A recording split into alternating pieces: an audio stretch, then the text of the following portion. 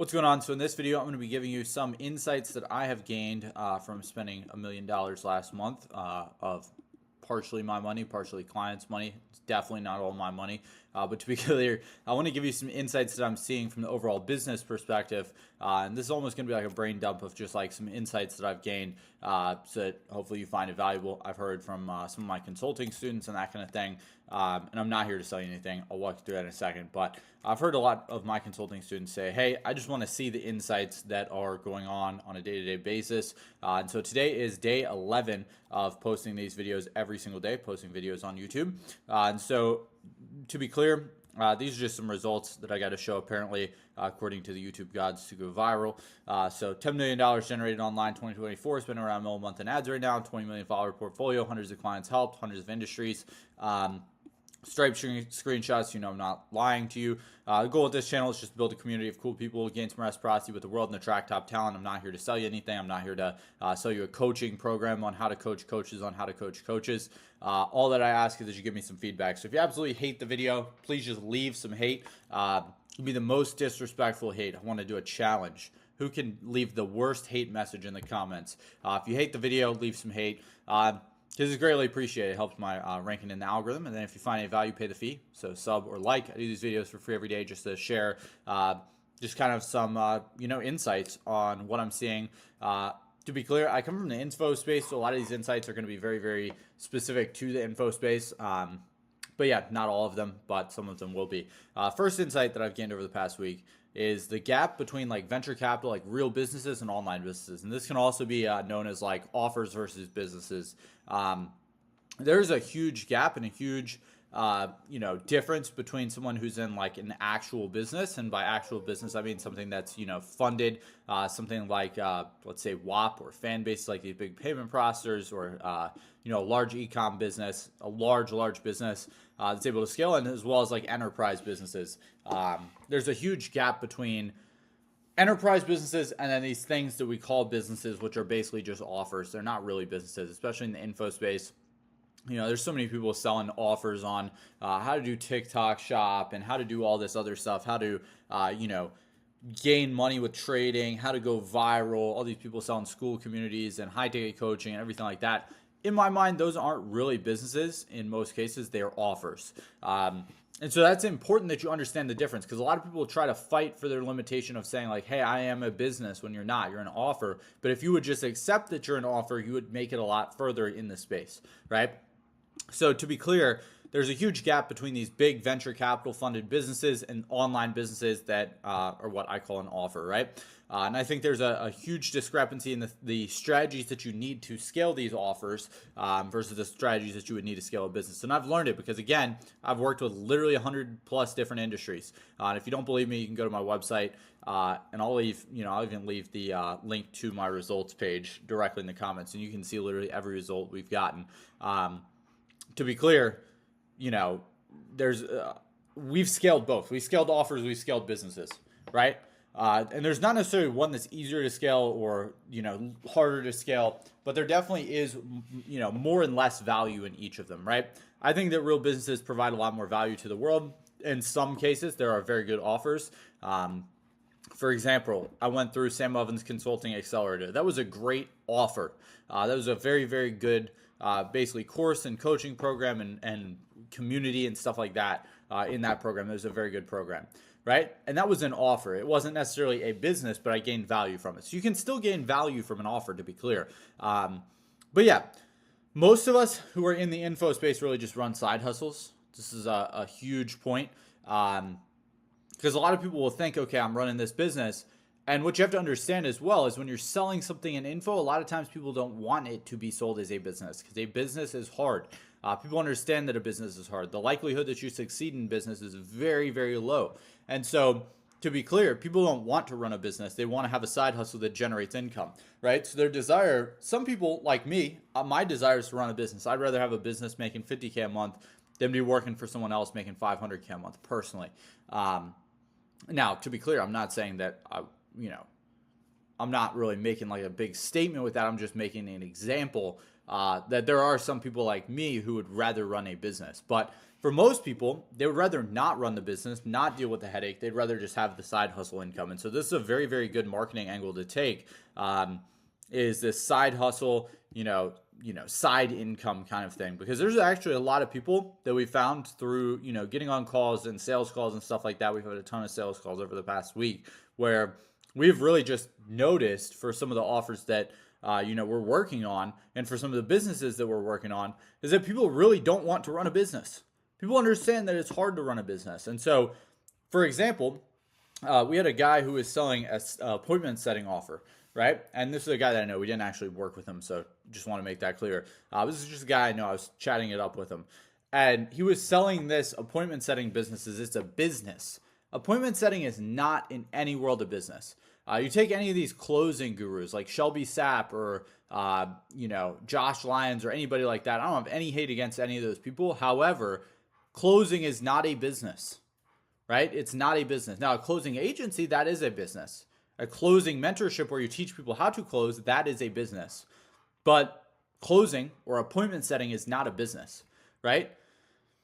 Like, this is something that really irks my bones when people say, oh yeah, I'm, running a business, or I'm going to teach people how to run a business. Like, people don't want that. So you have to really play into people's desires. So just make sure you understand the difference between an offer and a business and a side hustle in a business. Because that is a huge, huge discrepancy that I see in this space, right?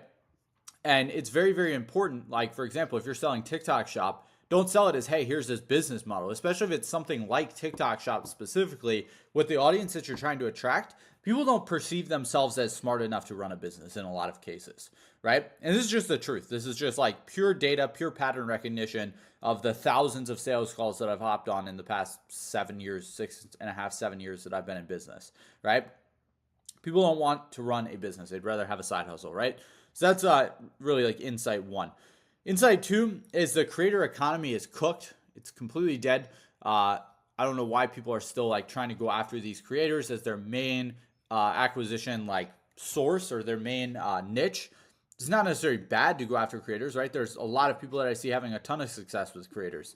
But you have to understand, especially if you're still selling an old, outdated business model like SMMA or growth operating or copywriting or video editing, anything like that that's just like dumb to sell, you are better off to go out and try to target actual businesses, right? Again, this comes back up to the businesses versus offers. It's like you're way better off to go out and actually target real businesses than you are to go and try to target these creators, because there's way more growth operators, there's way more video editors than there are successful creators that are actually qualified, right? And so, to be clear, I see a huge, huge decline in the creator economy. And there was a big spike because it was a trend, right? And a lot of people will try to build businesses on trend. I've even seen somebody, I believe it was like Serge Guattari or somebody like that, talking about you always need to build your business on a trend. And I think that is nothing further from the truth.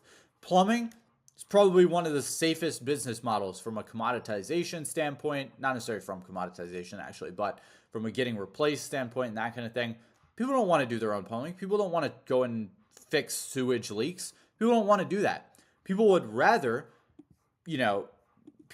not do that, right? So the creator economy is just like a trend.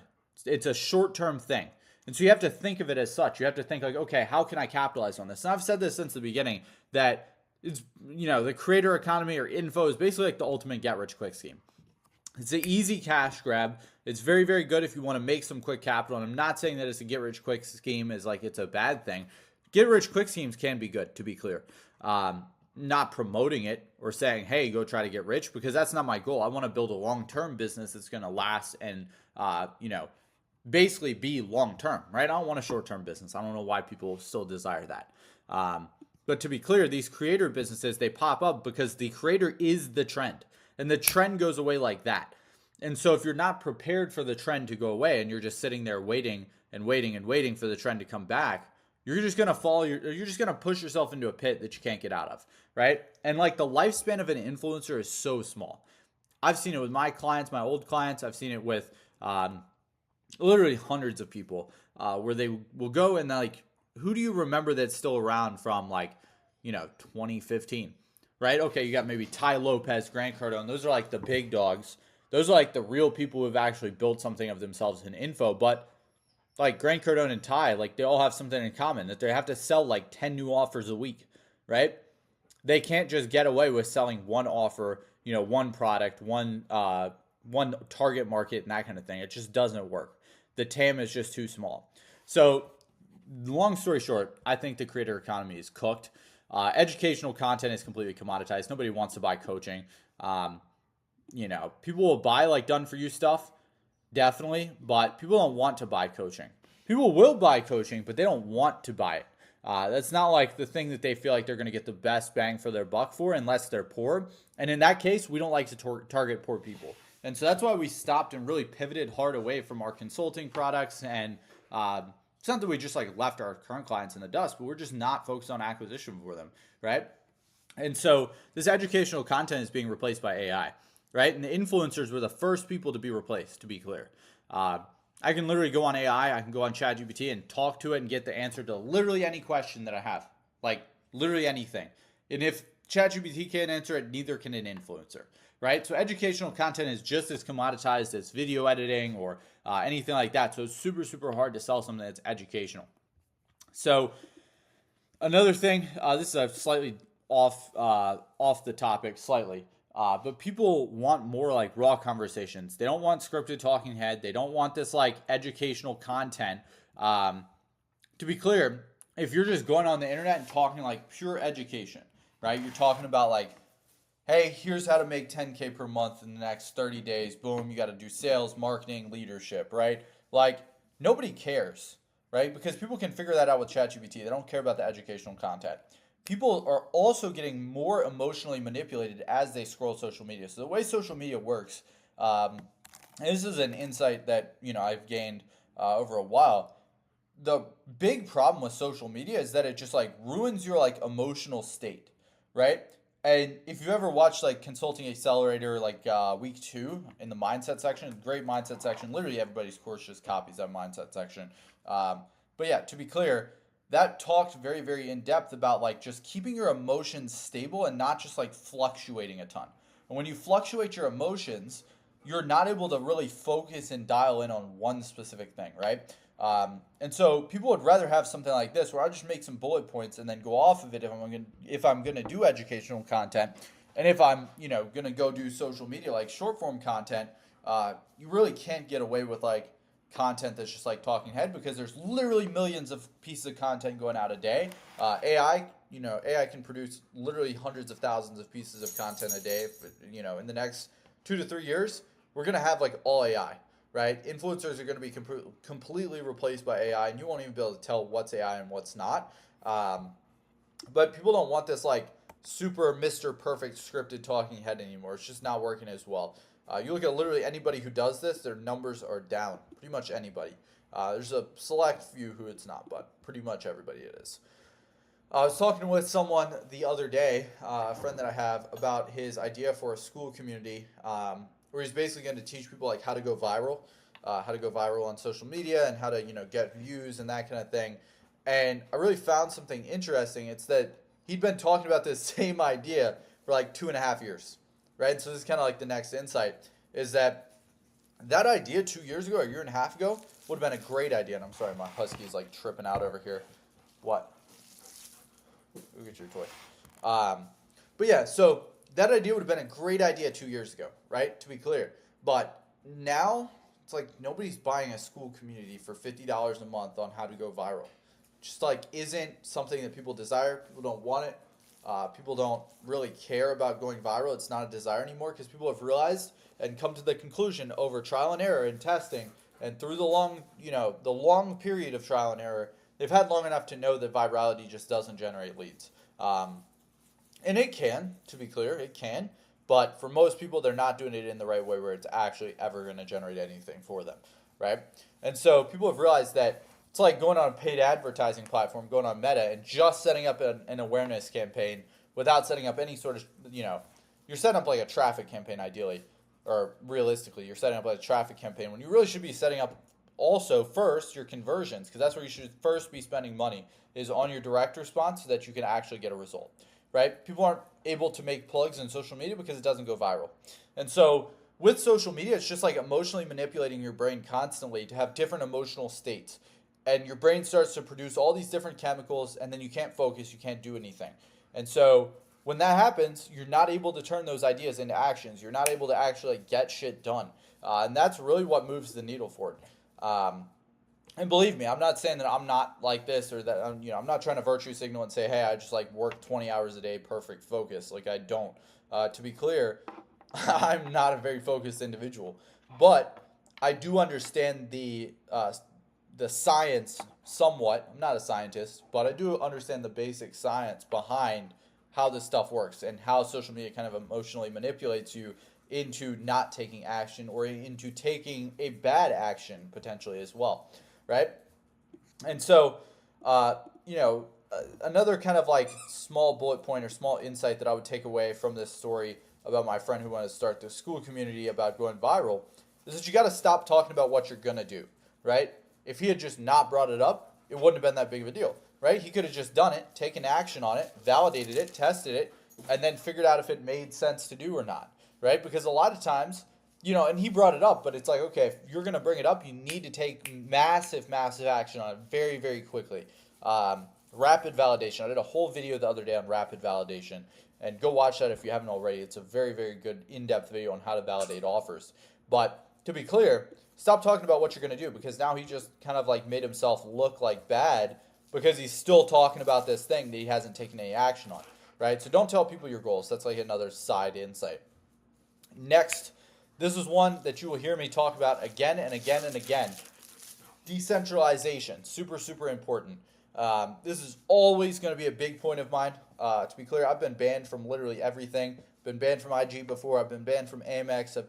I've had hundreds of thousands of dollars locked up in Stripe. I've had 25K locked up in Wise. I could go on. The list goes on forever and ever and ever. I've been banned from literally everything you can imagine. I've literally been permanently banned from running Facebook ads before. And I was able to lift that ban with obviously an unbanned guy, but to be clear, I wouldn't have done that if I didn't have a rep, right? And so this kind of runs into the same story. I had a client come to me and say that his client, this client's actually a growth operator who's my client, but his client came to me and said, hey, my IG was just taken down, and that's literally my entire business. My entire business is on IG, right? And I'm like, okay, that's no big deal. We can get it unbanned, until we investigated the reason for the ban, and it was what's called a legacy ban. And so to be brief and to try to summarize this as quickly as possible, a legacy ban is basically when someone with a legacy verified account, like before you could just go on there and buy the $15 a month check mark, before that, they would go on there and buy an aged account that was before that was pre-verified, that was already verified, right? Then they will go on that account and change the profile picture to the profile picture of this client. So in this case, they basically just had some random account that was verified before that was like, just commonplace before everybody was verified. They changed the profile picture to this new guy, right? To this client, and now the client just instantly got banned because Facebook said, okay, that's the same picture, right? They matched up, hey, that's the same picture, and they automatically side with the person who's legacy verified. So there's like, we can unban him, but he could instantly get banned afterwards at any point in time unless he just sets his profile picture to nothing.